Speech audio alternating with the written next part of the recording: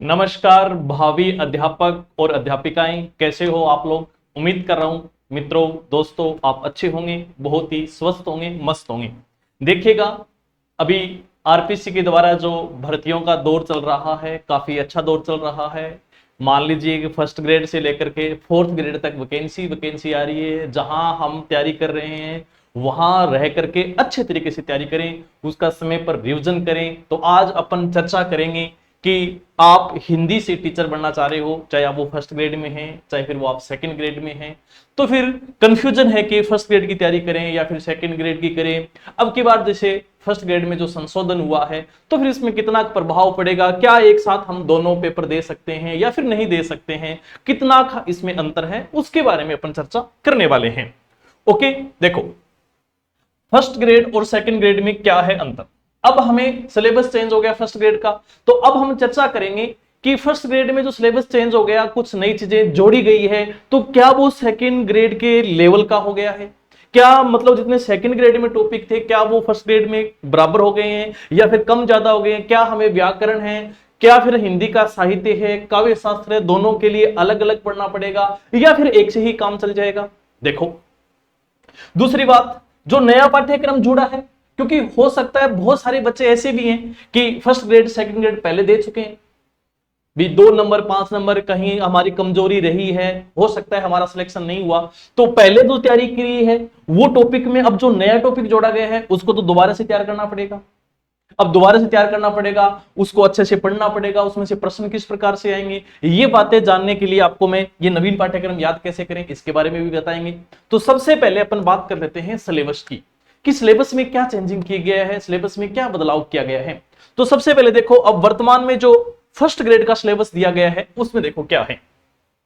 देखो, अपने जो फर्स्ट ग्रेड का जो सिलेबस है वो 4 भागों में बांटा गया है, जिसमें 3 भाग में आपके हिंदी के व्याकरण है, काव्य शास्त्र है, हिंदी का इतिहास वगैरह है, साहित्य है, वो देखने को मिलेगा।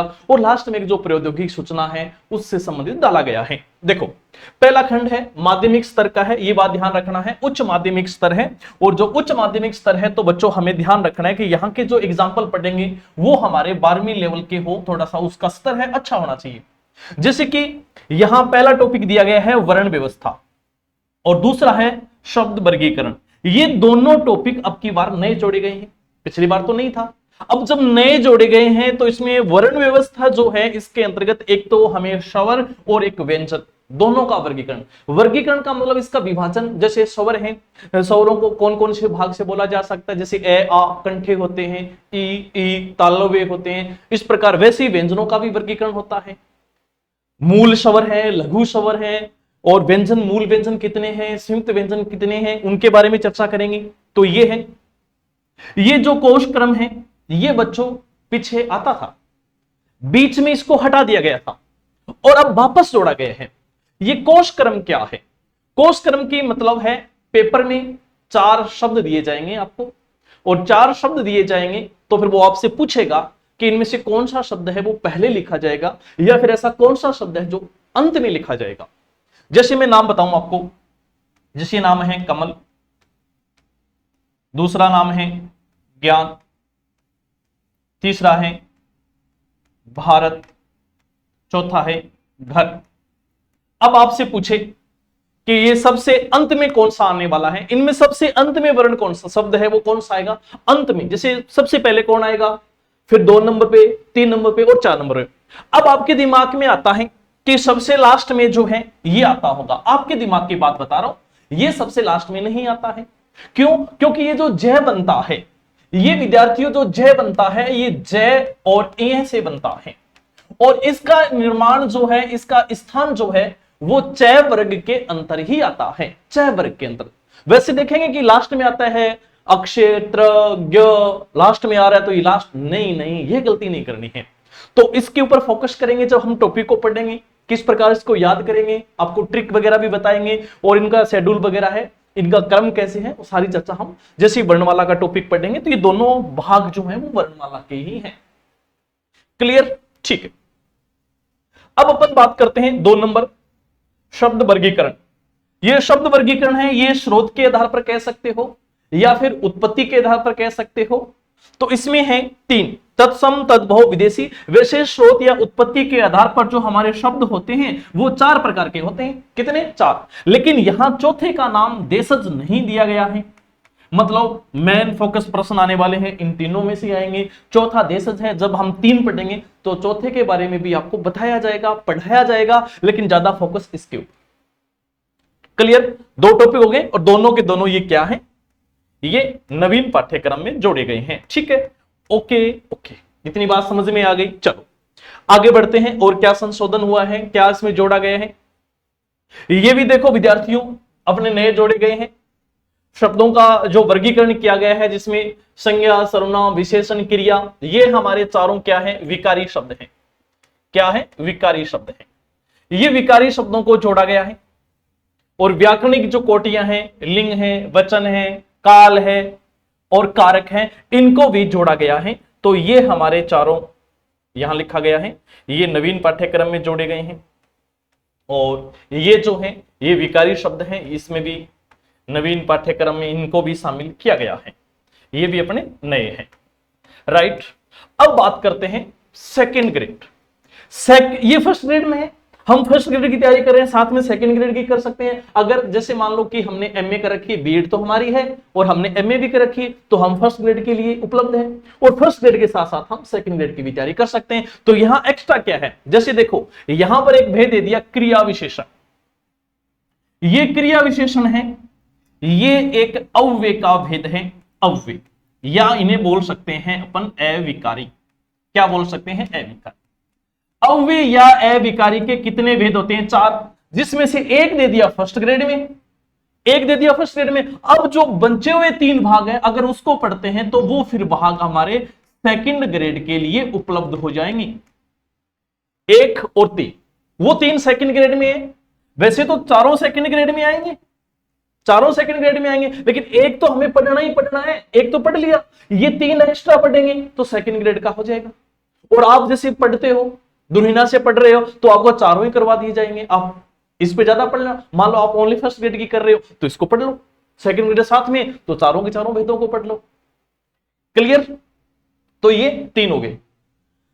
अब अपन बात करते हैं व्याकरणिक कोटियां। लिंग है, वचन है, काल है, कारक है। इसमें अगर अपन बात करें, जैसे एक वाच्य है, वाच्य है और एक विराम चिन्ह है। वाच्य और विराम चिन्ह, इनको अगर हम शामिल कर लेते हैं, ये तो है ही है सेकंड ग्रेड में, ये हमारे स्पेशल सेकंड ग्रेड में और है। बस आ गया व्याकरण। तो अब वो तो आनी है, पर्यायवाची है, विलोम शब्द है, समानार्थक शब्द है, वाक्यांश के लिए एक शब्द है जिसको बनवर्ड कहा जाता है, वो तो आने ही आने हैं। वो तो सेकंड ग्रेड में भी है, फर्स्ट ग्रेड में भी है। अब ये हमने फर्स्ट ग्रेड पढ़ा, ये 2 टॉपिक और पढ़े, व्याकरण इसके साथ क्लियर। अव्यय का टॉपिक पढ़ा हमने, अविकारी का टॉपिक पढ़ा, एक भेद पढ़ा, 3 और पढ़ ली, वो सेकंड ग्रेड में भी काम आ जाएंगे। आम के आम, गुठलियों के दाम। उसके बाद फिर चलते हैं अपन शब्द रचना। देखो ये तो प्राचीन का है, संधि है, पीछे भी आती थी, अब भी आ रही है। समास भेद, उपसर्ग, प्रत्यय के भेद, ये भी पुराने हैं। शब्द ज्ञान है, ये देखो मैं इसमें लिख देता हूं कि ये सभी टॉपिक हमारे पूर्व में भी आते थे, ये पहले भी थे। ठीक है, और ये भी पहले भी थे। ठीक है, इसमें तो कोई सुधार नहीं है। लेकिन एक बात यहां देख सकते हो, संधि दे दिया, संधि के ब्रैकेट में दिया है कि स्वर और व्यंजन संधि आएगी। इसमें संधि का एक विसर्ग संधि का भेद नहीं दिया है। विसर्ग संधि और संधि जब हम पढ़ रहे हैं, साथ में हमने विसर्ग संधि भी पढ़ ली, तो फिर ये हमारे सेकंड ग्रेड के लिए काम आ गया। किसके लिए? सेकंड ग्रेड के लिए उपलब्ध हो गई। अब बताओ, थोड़ा थोड़ा चीजें फर्क है, ज्यादा फर्क हुआ क्या? बिल्कुल भी नहीं हुआ। देखो काम आ रही है साथ साथ में। ठीक है, ये पहले भी था, अब भी है। ये पहले फर्स्ट ग्रेड में भी था, सेकंड ग्रेड में भी है। अभी देखो सेकंड ग्रेड का जो सिलेबस है उसमें कोई सुधार नहीं हुआ है, संशोधन नहीं हुआ है। अगर भविष्य में होता है तो क्या टॉपिक जोड़े जाते हैं, क्या हटाए जाते हैं, उन सब के बारे में आपको अवगत करवाया जाएगा और वो टॉपिक आपको पढ़ाए भी जाएंगे। ठीक है, तो ये विसर्ग संधि ओनली फॉर सेकंड ग्रेड में है और कंप्लीट स्वर संधि, व्यंजन और विसर्ग सेकंड ग्रेड में आ गया। ओनली फर्स्ट ग्रेड की बात करें फिर 2 पार्ट इसके। स्वर संधि के 5 भेद होते हैं, उसके बारे में पढ़ेंगे, और व्यंजन के जो नियम होते हैं उसके बारे में चर्चा करेंगे। ठीक है, अब देखते हैं अपन आगे वाक्य रचना। ये देखो बच्चों, वाक्य रचना का जो टॉपिक है ना, ये अपना अभी नया जोड़ा गया है। वाक्य रचना को भी दो भागों में अलग अलग बांटा गया है। देखो, एक तो इसमें वाक्य के अंग, वाक्य के अंग कितने होते हैं? दो होते हैं, जिसमें अपन बात करें एक उद्देश्य होता है, एक उद्देश्य होता है और दूसरा विधेय होता है। एक उद्देश्य होता है और दूसरा विधेय होता है।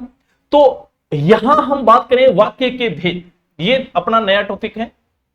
ठीक है, ये दोनों नवीन है, नवीन पाठ्यक्रम के आधार पर जोड़ा गया है। सेकंड ग्रेड में ये आते हैं, कोई दिक्कत नहीं है। वैसे बात करें तो रीट में भी आते हैं, क्योंकि जो बच्चा अल2 हिंदी से है वो भी सेकंड रीट का पेपर देने देगा, तो उसमें भी आते हैं। वाक्य के भेद की बात करें तो भेद एक तो होता है रचना के आधार पर।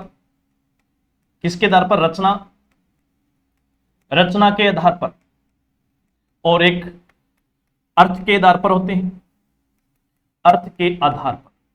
तो ये नए जोड़े गए हैं, और जो फर्स्ट ग्रेड में हम पहली बार पढ़ रहे हैं तो इन टॉपिकों पर फोकस करना पड़ेगा। रचना के आधार पर जो होते हैं वो 3 भेद होते हैं, और अर्थ के आधार पर जो होते हैं वो विद्यार्थियों 8 होते हैं। कितने होते हैं? 8 होते हैं, राइट। ये अपना पुराने वाले ही हैं, यानी पहले जो थे वही है, इसमें कोई संशोधन नहीं है, पुराने वाले हैं। ठीक, अब चलते हैं अपन आगे देखते हैं। अब आता है हमारा दूसरा खंड शुरू होता है। क्या होता है? दूसरा खंड शुरू होता है। दूसरे खंड में क्या है? दूसरा खंड जो है हमारे स्नातक स्तर का है, अर्थात हमने जो बीए कर रखी है उसके आधार पर, उसका जो स्तर है उस आधार के हमें एग्जाम्पलों को हल करना है। ये नहीं कि हमने 8वीं 9वीं के एग्जाम्पल 10वीं क्लास के एग्जाम्पलों को कर लिया। थोड़ा सा यहाँ पर क्वेश्चनों का जो तरीका है पूछने का, जो प्रश्नों का स्तर है वो थोड़ा सा टफ हो जाता है, तो फिर उसके हिसाब से हमने पढ़ना है। शब्द शक्तियां, ठीक है, कोई दिक्कत नहीं है, पहले भी थी। काव्य गुण पहले भी थे, काव्य गुण के भेद हैं, उदाहरण है, ये पहले भी थे अब भी है। लेकिन बच्चों काव्य दोष, ये काव्य दोष अब की बार नए जोड़े गए हैं। किसमें? नवीन। किसमें? फर्स्ट ग्रेड में। किसमें? फर्स्ट ग्रेड में। सेकंड ग्रेड में तो पहले से थे ये, और ये वाले जो है अपना, ये वाले हैं वो पहले वाले हैं, ये तो पहले के हैं। अब दोष, अब जिस मास्टर को, जिस अध्यापक को काव्य के गुणों का पता है और काव्य के दोष का नहीं पता है, तो अब की बार आरपीसी ने अच्छा काम किया, वे गुण है उसका दोष का भी तो पता होना चाहिए। कई बार मनुष्य में सुख ही सुख आता है, दुख का पता ही नहीं होता, तो सुख दुख दोनों का पता होना चाहिए। तो काव्य के गुण और दोष दोनों को पता होना चाहिए। वैसे सेकंड ग्रेड में तो ये है। सेकंड ग्रेड में देखो आपने पीछे तैयारी की होगी, या पिछले वाला जो सिलेबस है उसको बताने की वैसे ज्यादा जरूरत नहीं है, पीछे वाला ही है। संशोधन इसमें हुआ है तो ज्यादा फोकस हम फर्स्ट ग्रेड पे कर रहे हैं। अलंकार, अलंकार पहले भी थे अब भी हैं, लेकिन अब 4-5 अलंकार और जोड़े गए हैं। इसमें देखो 4-5 अलंकार और जोड़े गए। पहले यमक, श्लेष, उपमा, रूपक, उत्प्रेक्षा, संदेह, भ्रांतिमान अलंकार थे। अब इसमें एक जो जोड़ा गया है विभावना, ठीक है, एक असंगति अलंकार है, विरोधाभास है, अतिशयोक्ति है और अपमुति है। ये 5 जो हो गए, 5 अलंकार जो हैं वो नए जोड़े गए हैं। ये 5 अलंकार नवीन जोड़े गए हैं। वैसे देखो थोड़ा सा हमें मेहनत तो करनी पड़ेगी, क्योंकि जो चीजें नहीं होगी तो उनमें से प्रश्न आने वाले हैं, उनमें से प्रश्न आएंगे तो इनको अच्छे से पढ़ना पड़ेगा। पहले तो यहां तक थे, बाकी सेकंड ग्रेड में ये सारे ही हैं। सेकंड ग्रेड में तो हम सारे ही पढ़ लेंगे, तो ज्यादा कोई अंतर नहीं है, सेम चल रही है बात। फर्स्ट ग्रेड और सेकंड ग्रेड कोई अंतर नहीं है। फर्स्ट ग्रेड और सेकंड ग्रेड में हमारा थंबनेल यही था कि फर्स्ट ग्रेड और सेकंड ग्रेड में क्या अंतर है। तो अभी तो देखो कोई ज्यादा 10% से ज्यादा कोई अंतर तो आ नहीं रहा है, सेम 10 नहीं 5% अंतर आ रहा है अभी तक तो। हाँ, अलग जो भाग है कि इसमें जो शिक्षण विधियां हैं वो थोड़ा सेकंड ग्रेड का अलग है, वो फर्स्ट ग्रेड में नहीं है, लेकिन बाकी चीजें तो सेम है। आगे देखते हैं छंद। ये छंद आएंगे, लेकिन ये 2 छंद हैं, ये हटा दिए गए हैं, एक तो रोला छंद और एक गीतिका छंद। ये पहले आते थे फर्स्ट ग्रेड में, अब वर्तमान में इसको क्या कर दिए हैं, हटा दिए गए हैं। ठीक है, रोला और गीतिका वर्तमान में अब हमारे पास द्रुत विलंबित, हरि गीतिका, दोहा, सोरठा, कुंडलियां, चौपाई, छप्पे, मंदाक्रांता, मतंगंद, सवैया, मनहरण, कवित, ये हैं। और अगर आपने पहले पढ़ा है रोला और गीतिका का ज्ञान आपको है तो इसमें से अब हटा दिए गए हैं, इसको अब ना पढ़े। हाँ, सेकंड ग्रेड में पढ़ना है, ठीक। रस, रस का स्वरूप, रस के अवयव, रस भेद, ये हमारे पहले के हैं, जैसे के थे वैसे हैं, ठीक है। ये पहले के थे और ये भी हो गए। आगे बढ़ते हैं। अब और क्या हटाया गया है? इन सब टॉपिकों को हटाए गए हैं, इन सब को क्या कर दिए गए हैं? हटा दिए गए हैं, ठीक है। इन सब को हटाए गए हैं। पहले थे अपठित गद्यांश, अपठित पद्यांश, दोनों को हटा दिए हैं। कार्यालय लेखन, जैसे निविदा है, कार्यालय आदेश है, परिपत्र है, और जो अपना अधिसूचना है, ये सब हटा दिए गए हैं कार्यालय पत्र में से। जन संचार के प्रमुख जो साधन है उनको हटा दिया गया है, जैसे कविता का प्रारूप कैसे होता है, कहानी का प्रारूप कैसे है, वार्ता है, रिपोर्टाज है, और अपने जो डायरी है, इन चीजों को हटा दिया गया है। कहानी वैसे तो आएगी, लेखक की कहानी तो आएगी, लेकिन कहानी का प्रारूप क्या होता है, कहानी के मुख्य तत्व क्या होते हैं, जो आपने अगर पहले फर्स्ट ग्रेड की तैयारी की है तो आपको पता है कहानी, वार्ता, रिपोर्टाज, डायरी, कविता, इसका जो प्रारूप के बारे में प्रश्न पूछे जाते थे वो प्रश्न अब नहीं पूछे जाएंगे, इनको हटा दिए गए हैं। क्लियर? और उनकी जगह दो चीजें जोड़ी गई है, वो मैंने आपको बता दिया है। अब आता है हिंदी साहित्य का इतिहास। क्या आता है? हिंदी साहित्य का इतिहास में क्या चीजें हैं। इतिहास लेखन की परंपरा पहले भी थी, अब भी है, फर्स्ट ग्रेड में भी है और सेकंड ग्रेड में भी है। प्रमुख इतिहास ग्रंथ, इतिहास लेखन, हिंदी साहित्य का आरंभ काल, विभाजन और उनका नामकरण वगैरह है, सारी चीजें सेम है। और उसको 4 भागों में बांटा गया है, जिसमें आदिकाल आ गया पहला। आदिकाल में क्या क्या चीजें पढ़नी है, जैसे हम टॉपिक को पढ़ेंगे तब आपको डिटेल से इन चीजों के बारे में बता दिया जाएगा। अभी मेन सिलेबस के बारे में चर्चा कर लेते हैं। आदिकाल के बाद में हम चलते हैं भक्ति काल। भक्ति काल में इसका भक्ति काल का उद्भव, विकास, और इसमें संत काव्य है, सूफी काव्य, राम भक्ति काव्य, कृष्ण भक्ति काव्य की जो प्रवृत्तियां हैं और उनकी प्रमुख रचनाएं हैं उनके बारे में चर्चा करने वाले हैं।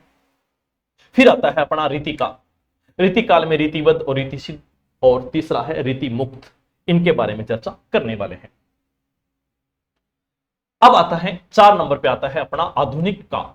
आधुनिक काल में जो नव जागरण है उसमें, और जो खड़ी हिंदी बोली है उस गद्य का जो उद्भव हुआ है, भारतेंदु युग में जो गद्यकारी का योगदान रहा है उसके बारे में पढ़ना है। और अब गद्य की विविध जो विधाएं हैं उनके बारे में चर्चा करते हैं, जैसे नाटक है, एकांकी है, निबंध, कहानी, उपन्यास, आत्मकथा, जीवनी, यात्रा वृत्तांत, प्रमुख प्रवृत्तियां, रचनाकार एवं रचनाओं का परिचय। अब ध्यान रखना, वहां मैंने बोला है कि कहानी, और यहां जो कहानी बोला है वो अलग है। यहां विधाएं कहानी का विकास के रूप में पूछा जाएगा, या फिर लेखक का नाम दे दिया कि इस कहानी के बारे में कौन है, या हमारे सिलेबस में स्पेशल जो कहानी लगी है जैसे मन्नू भंडारी की, उसके बारे में पढ़ना है। ठीक है, राइट।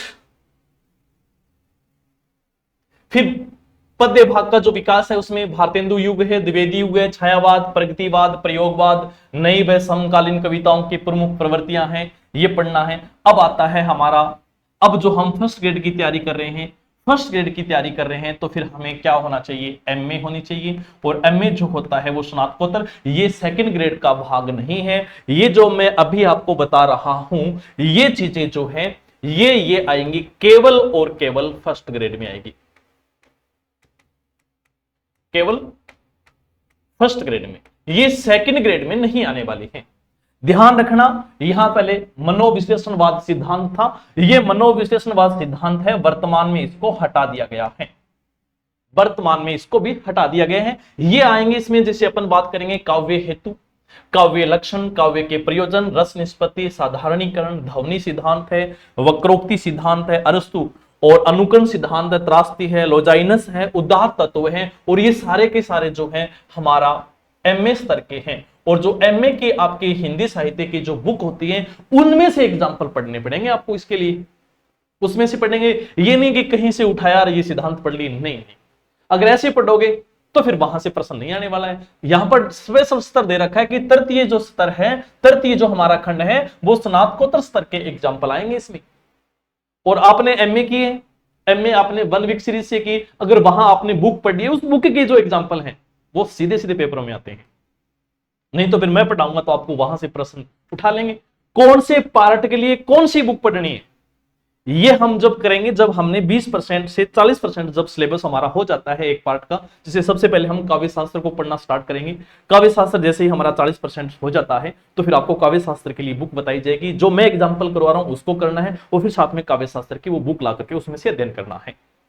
फिर उसके बाद में हमने हिंदी साहित्य का इतिहास उसको पढ़े, क्योंकि व्याकरण को हम थोड़ा बाद में पढ़ेंगे। व्याकरण देखो आप पढ़ते आ रहे हो, व्याकरण में इतना टफ भी नहीं है। स्टार्टिंग का ये वाले भाग जो है हमारा, उनको हम कवर करेंगे। स्नातकोत्तर वाला स्तर है, ये भी बहुत इंपॉर्टेंट है, इन सिद्धांतों को भी हमें कवर करना पड़ेगा, ठीक है। क्योंकि लगभग फर्स्ट ग्रेड का हम सिलेबस पढ़ाएं, सेकंड ग्रेड फर्स्ट ग्रेड का, तो टाइम देखो लगता है 6 से 7 महीने लग जाते हैं, और 6 से 7 महीने लगते हैं तो ये वाला भाग है ये सेकंड ग्रेड में हटा दो, और यहां शिक्षण विधियां ले आओ, बस मापन मूल्यांकन ले आओ, ठीक है। जितनी भी शिक्षण विधियां हैं 25 वो ले आओ। ये वाला भाग फर्स्ट ग्रेड में है, शिक्षण विधियों वाला सेकंड ग्रेड में, बस इतना सा काम मान लो, ये एक्स्ट्रा है, ये केवल फर्स्ट ग्रेड और वो केवल सेकंड ग्रेड के लिए, ठीक है। तो बात समझ में आ गई। इन सिद्धांतों को पढ़ेंगे, फिर इनके लिए कौन सी बुक लेके आनी है, कौन से राइटर की लेके आनी है, जैसे हम इसको पढ़ेंगे उसके बाद एक चीज और अब की बार, जैसे मान लो मैंने आपको टॉपिक पढ़ाया, जैसे मैंने काव्य लक्षण पढ़ाए हैं, काव्य हेतु पढ़ाया है या काव्य प्रयोजन पढ़ाया है, जैसे एक टॉपिक पूरा हो जाता है, टॉपिक पूरा होने के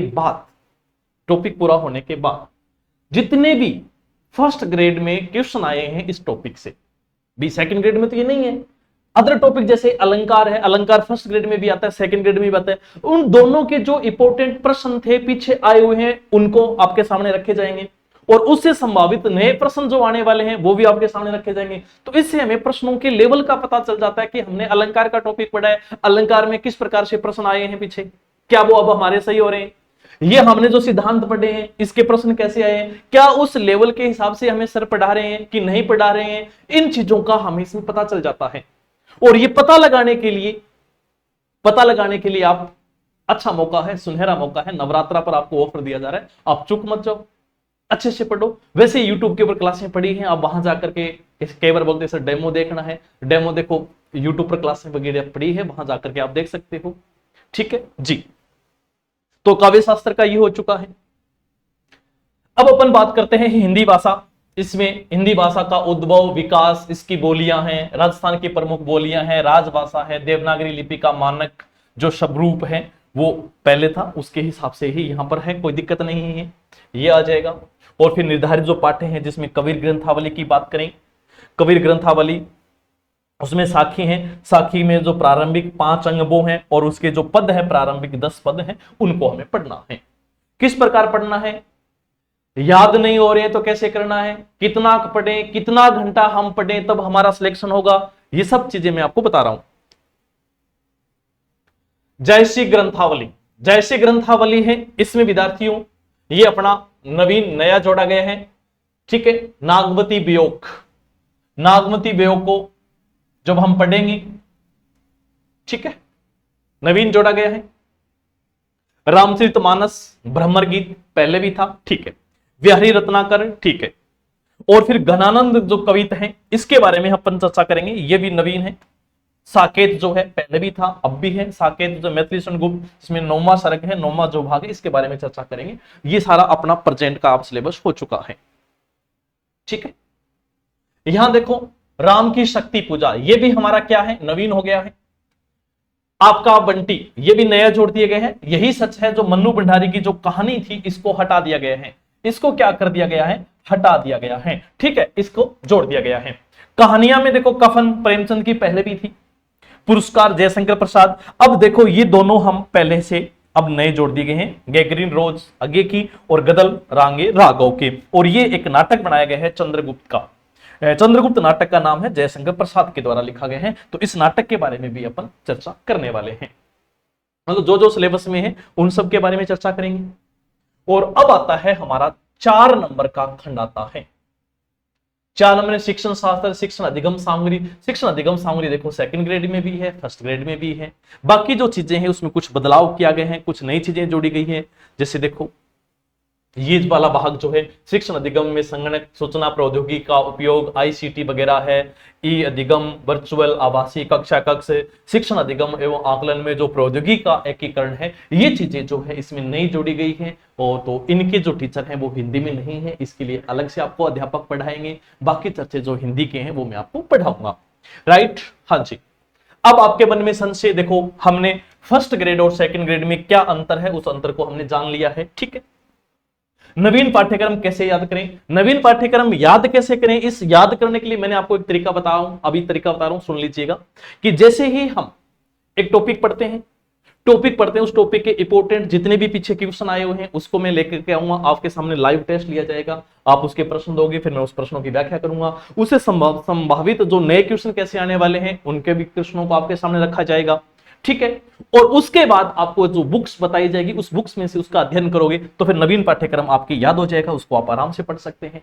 क्योंकि एक बार मेरे से पढ़ लिया, फिर दूसरी बार उसके आपने प्रश्नों का अभ्यास कर लिया, तीसरी बार आपने बुक से पढ़ लिया, चौथी बार अगर आप रिवीजन करते हो तो ये नवीन पाठ्यक्रम याद हो जाएगा। क्यों? क्योंकि पहले जो पढ़ा हुआ उसको तो हम 2 बार रिवीजन करेंगे तो याद हो जाएगा, इसको हमें 4 बार रिवीजन करना है, 4 बार रिवीजन करना है। और जो पुराने बच्चे हैं जो मेरे से पहले फर्स्ट ग्रेड और सेकंड ग्रेड पढ़ के गए हैं, जो पढ़ के गए वो भी अगर वीडियो देख रहे हैं तो आप अपना जो पीछे पेपर हुआ है उसमें से नोट में से प्रश्न मिला लो। अगर नहीं आए तो मेरी गारंटी है, बताओ आप पुराने विद्यार्थियों ने पहले पढ़ा है, उसमें से क्वेश्चन नहीं आ रहे तो मेरी गारंटी है, जिम्मेवारी मेरी है, आ रहे हैं प्रश्न। अलंकार के तो सीधे सीधे उदाहरण जैसे पढ़ा है वैसे के वैसे आए हुए हैं। शब्द शक्ति के प्रश्न उठा के देख लो, काव्य शास्त्र के जो लेवल के हिसाब से जो सत्र दे रखा है उसके हिसाब से अगर हम प्रश्न करते हैं तो कोई क्वेश्चन बाहर नहीं जाता है। जैसे स्नातकोत्तर स्तर का है तो स्नातकोत्तर की ही बुक से करवाया जाए, स्नातक स्तर के तो स्नातक स्तर की बुकों से ही एग्जाम्पलों को उठाया जाए तो वो बाहर नहीं जाता है। व्याकरण हमें करना है उच्च माध्यमिक स्तर का है तो उच्च माध्यमिक स्तर की ही बुक से करवाया जाए। जो नवीन हिंदी व्याकरण आता है एनसीईआरटी वाला उससे करवाएंगे तो एग्जाम्पल बाहर नहीं जाता है, शेम मिल जाते हैं, ठीक है। और तैयारी कैसी करनी है, कितने घंटे हमें पढ़ना है, कितने घंटे पढ़ने हैं। देखो अभी मैं जो हिंदी की क्लास लगाऊंगा 2 घंटे तो मैं पढ़ाऊंगा आपको, 2 घंटे पढ़ाऊंगा, ठीक है। अभी तो स्टार्टिंग देखो हम 1 घंटा करेंगे, बाद में सिलेबस थोड़ा जाएगा तो हम उसको 2 घंटा में परिवर्तित कर देंगे, 2 घंटे पढ़ाएंगे। और उसके बाद में आपको, अगर आप पहली बार तैयारी कर रहे हो, पहले मान लो नहीं की है तैयारी, अगर आप पहली बार कर रहे हो, आप घर पे पढ़ रहे हो तो आप कम से कम देखो, जैसे एक दिन में 24 घंटे होते हैं, कितने घंटे होते हैं, एक दिन में 24 घंटे होते हैं, 24 घंटों को 3 भागों में बांट लो। कितने भागों में? 3 भागों में बांट लो, ठीक है। कई बार बच्चे बोलते हैं कि सर मुझे काम बहुत है, जैसे महिलाएं होती है घर में तैयारी कर रही है या घर में रहती है, भी शादी हो चुकी है, घर गृहस्थी का भी काम है, बच्चे भी हैं, अब क्या करें। अब देखो 8 3 भागों में बांट लिया। अब जो महिला कहे सर मेरे काम बहुत है, मेरे टाबर है, पति है, टिफिन बनाओ और स्कूल भेजो, 8 घंटा बांध टावरान दे दो, बस टावराऊ काम करो, घर को काम करो, झाड़ू पोछा कर लो, ठीक है। अब दूसरी बात, गुरुजी मैंने नींद बहुत आवा, मैं क्या करूं, 8 घंटा तू सोचा, 8 घंटा घर को काम, 8 घंटा थे सो गया। अब बची हुई 8 घंटा अगर आप पढ़ते हो, 8 घंटा अगर रेगुलर पढ़ते हो, एक दिन में 8 घंटा है, 6 महीने तक आप तैयारी कर रहे हो, पेपर होने तक 8-9 महीने पढ़े हैं। अब 9 महीने में आप एक दिन 8 घंटे पढ़ते हो तो 9 महीने में कितने दिन हो गए, एक दिन में 8 घंटा पढ़ रहे हो। अब आप इसका औसत निकाल के देख सकते हो, पेपर पास नहीं, आप रैंक लेके आओगे कितने अगर पढ़ाई कर लेते हो। 8 घंटा सोना कोई थोड़ी बात थोड़ी है, बहुत है, आराम से सो जाओ, 8 घंटे घर का काम करो। अब लड़के हैं, लड़कों को काम कम है, वो 8 से 12 घंटा पढ़ सकते हैं, 15 घंटे पढ़ सकते हैं। गुरुजी मैंने नींद आवा तो 8 घंटा भाई सो, गुरुजी मैंने मेरी भाईली से बात करनी पड़े, 2 घंटा बात कर, 3 कर, अब 3 घंटा बात कर, 5 बज गई, 5 8 जोड़ दे, 8 और 5 13। कहां दिक्कत आ रही है बताओ? पाने के लिए कुछ खोना पड़ता है, पाने के लिए कुछ खोना पड़ता है। अभी हम थोड़ा सा कार्य में बिजी हैं, उलझे रहते हैं, उनको एक साइड करो, अच्छे से आप तैयारी करो, मेहनत करो और आपकी मेहनत रंग लाएगी। इसी उम्मीद और विश्वास के साथ मैं आपसे कल कक्ष में ऑनलाइन के माध्यम से फिर आपसे रूबरू होऊंगा। तब तक के लिए थैंक यू, बाय बाय, खुश रहो, मस्त रहो।